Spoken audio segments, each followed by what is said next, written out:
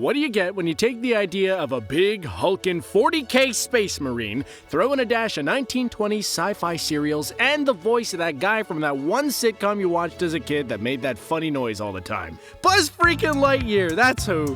What, that wasn't who you were expecting? Come on, with a chin like that, whose silhouette could this have possibly been? Jay Leno. You know, actually, I do kind of see it. But anyway, this beloved character wasn't always the charming, salsa-dancing spaceman we know him as. In fact, his origins may just have you questioning if the version we got on the big screen was the one we really should have. You know, Pixar has been around for a surprisingly long time. Like, longer than you think. The company was first founded back in 1979, that's older than me, as a part of Lucasfilm's computer division. That is, until 1986, when they split off and went independent, thanks in large part to Steve Jobs. Yeah, you know, the Apple guy, once played by Ashton Kutcher. Or Michael Fassbender, if you prefer your movies to actually be halfway decent.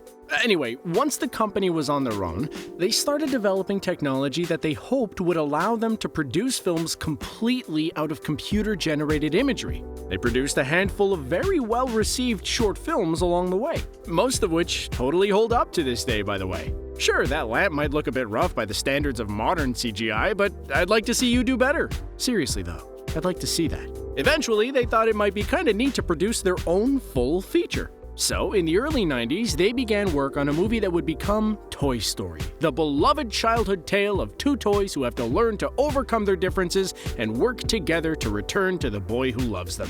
It's a super touching tale, but it didn't exactly start out that way. Originally, the story would have focused on a spaceman toy called Lunar Larry as he made his way through the world while dealing with an antagonistic ventriloquist doll. Plans changed over time, though. Which is probably for the best, because honestly, what child owns a ventriloquist doll? At least, what normal child does. Also, you know, for the sake of the video, we should probably take a look at the original design for this bad guy, because let me just get that link, and then I'll click it, and oh dear God, that's just horrible. Seriously? This is absolutely terrifying. Yeah, okay. I guess I can totally understand why they'd be looking to change things up. Oh good, another message. Of course, to counterbalance that trauma-inducing version of Woody, this is the design for the so-called Lunar Larry. Okay, well, this has gotta be better, right? Oh, now that guy? He looks significantly more likable. The general retro sci-fi look of him brings to mind classic film characters like Buck Rogers. You know, the really old-school idea of what a spaceman would look like. Apparently, however, someone told the guys at Pixar that they might wanna maybe sell some toys of their own. So they set out to make the character a bit more appealing to modern children. Which, you know, is a slight bummer since that guy was just so damn cute. Well, no big loss on that ventriloquist doll though, am I right?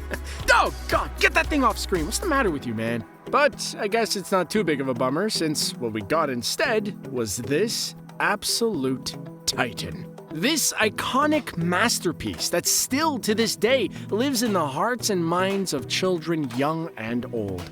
After updating the suit, reworking the character's demeanor, and giving him a chin that would make Bruce Campbell proud, what we got was Buzz Lightyear. Named in honor of astronaut Edwin Buzz Aldrin, this spaceman became basically a combination of sci-fi hero archetypes. The no-nonsense space marine, the explorer, the defender of justice in the larger galaxy. This guy was basically Zap Brannigan from Futurama if he spent less time trying to woo Cyclopses and more time doing his actual job. Well, at least, that's who he thought he was. As we all know, he was actually only about 6 inches tall and featured a crummy little light bulb where his laser should be. After Toy Story's premiere, Buzz quickly became an iconic character within cinema, appearing not only within the film's 3 sequels, but also managing to get himself a TV show and an upcoming movie of his own, with both the show and the movie focusing less on his escapades as a toy and instead showing us the Buzz that Buzz thinks Buzz is. Of course, it all goes back to that original look and design. The cute, innocent-looking spaceman who was once destined to face off against the plastic equivalent of Satan. Please don't put the picture back up. I seriously cannot get over how horrifying that puppet was. Duh! You did it again! Why are you doing this to me, man?